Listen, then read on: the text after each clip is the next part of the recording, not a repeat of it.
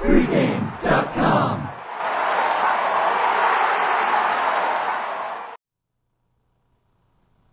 Sunday, NFL action. We've got Seattle at St. Louis. Why? It's your best bet. So you're going to have to sell me, because every week when you send me the list of the games we're doing, I was actually shocked there was no Cleveland this week, no Washington on the list, but you kept your you kept your Seattle. I'm speechless. But you know what? There has to be a winner in every game.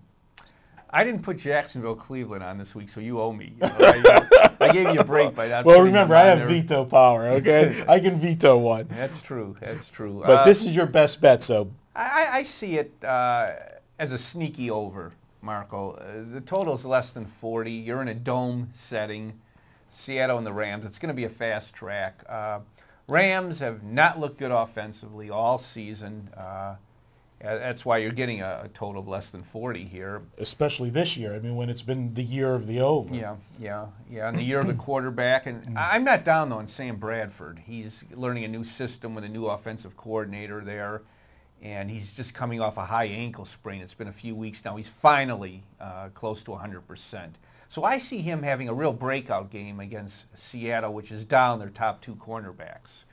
And Steven Jackson, though, is under the radar, having a remarkable season. He's running as best as he's ever run, which is saying a lot. He's had 3 straight 100-yard rushing games. I believe he has over 700 yards rushing on the season after missing close to 3 games. That's what I was going to say. Yeah, he was hurt at the beginning of the season. And He missed 2 full games and most of a third game. He got hurt real early in the game, and they didn't bring him back in. He's having a great season, and they've had terrible wide receivers, St. Louis, but they've shored up that area, getting Brandon Lloyd, who is very good, great hands. And so now Bradford has a guy he can go to. And on the flip side, you know how many cornerbacks the Rams have lost since the start of the season? Take a wild guess here. 3? 8. What? 8? I've never heard of this. They've lost. They have 8 on the roster. They got to be signing them left and right.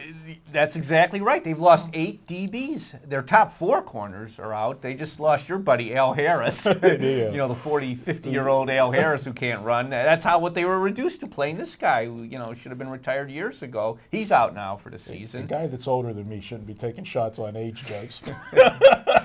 Well, it just shows you that even Seattle can throw and move the ball, in St. Louis are losing all those DBs. Tavares Jackson, he's Tavares Jackson. He's also playing hurt. He's got a pectoral injury. But he's actually been playing pretty well. He's been putting up yardage. And Seattle is playing a far less intimidating defense than they did last week, and they scored points on Baltimore and controlled the ball in key moments against Baltimore. So surely this is a huge step down. We're not trying to buck a big total here. It's an indoor fast-track setting. I'll take a shot on an over here, Marco. Well, there's no question that because of the ineptness of these two offenses, you're getting the number that you're getting.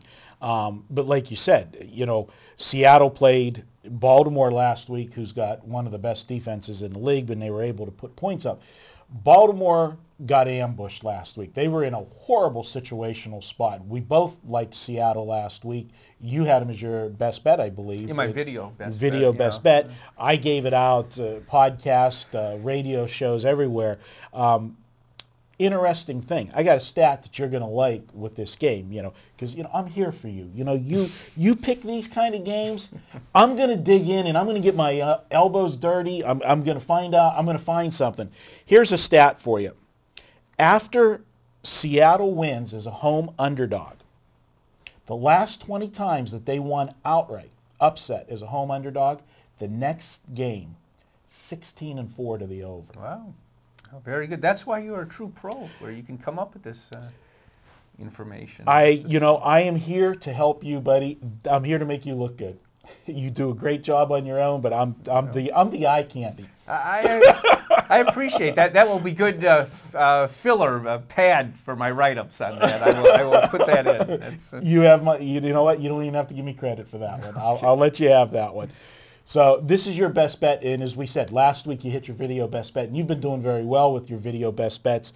This total 39, where do you see the score going?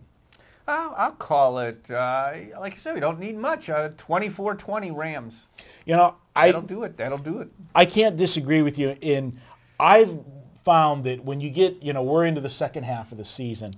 I found when you get two of these dismal teams together, you're going to have more of an opportunity for the overs than the unders. And my thinking is because obviously both of these teams, neither one's going anywhere.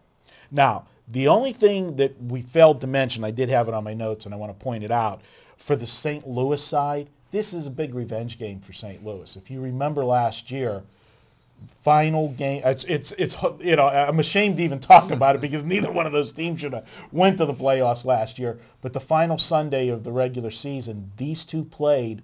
Winner goes to the playoffs, and Seattle won at home, and that's what got them into the playoffs, if you remember last year. Well, every time these teams play, it's a revenge game for St. Louis because Seattle's 11-1 against St. Louis the last 12 meetings. So, good point. But playoff revenge is always a little nugget to look at. So there you have it, Steven. I've got no play on the game. I don't disagree with Steven. In fact, I like his over on this game.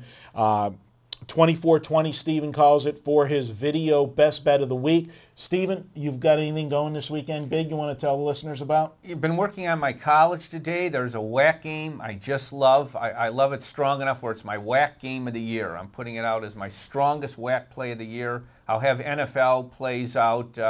We're shooting this on Thursday. They'll be out either later today or tomorrow at the latest. Okay, well, whack game of the year. Check that out from Steven Nover.